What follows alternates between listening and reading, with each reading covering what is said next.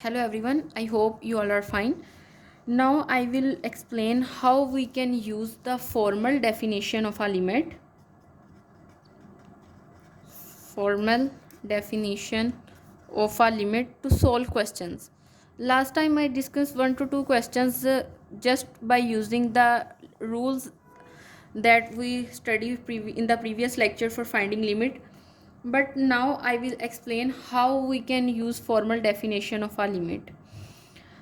Now, what formal definition of our limit says that given epsilon is greater than 0, for given epsilon is greater than 0, there exists a delta is greater than 0 such that 0 is less than x minus x naught is less than delta implies f of x minus L is less than epsilon.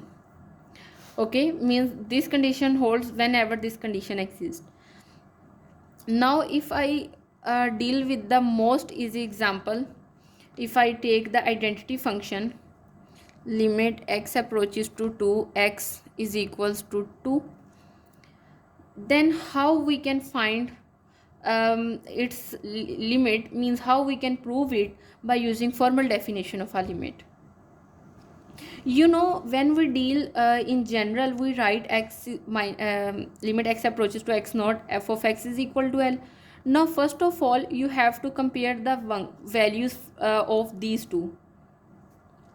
Now here we can easily see that f of x is equal to x naught is equal to 2 and L is equal to 2.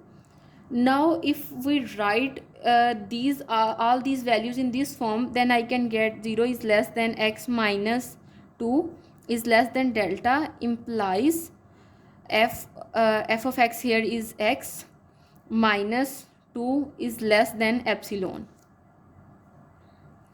Now this is very clear, because when we are trying to prove the formal definition of a limit, we have to take it and prove equals to this thing. But here if we clearly see that x minus 2 is less than epsilon, now here if we let epsilon is equals to delta, then we can easily get here is less than delta, and obviously 0 is less than this one, means this is very easy to prove when we come across the questions like this. But if we take some other example, for example if I take limit x approaches to 2 5x plus 4, and obviously this will become equal to 5 to the 10 and 14.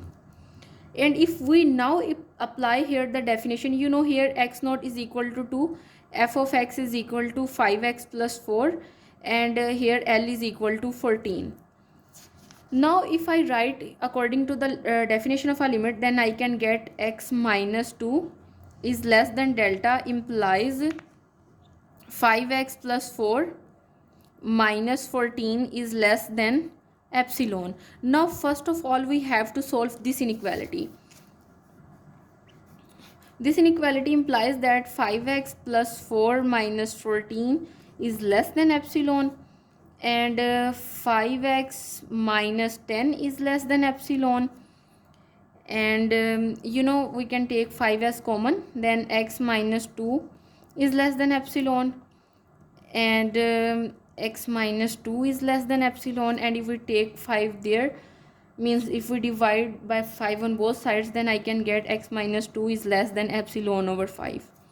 Now we have to make from this inequality the first one, because when we use the formal definition, then we say that when this exists, this one exists whenever this exists, means while we are proving the formal definition of a limit, we take this inequality and prove this one. Now if I take let delta is equal to epsilon over 5, then it will become equal to 1 implies x minus 2 is less than delta, and in this manner we can say that whenever this condition holds, whenever this condition holds, and hence our question is proved that this limit is equal to this one. And if we could not find such kind of delta at the end, then that means that the limit does not exist. We will further in the coming lectures come across such kind of questions in which the limit does not exist and our formal definition of a limit fail to be exist there. So this is all about today's lecture. Thank you.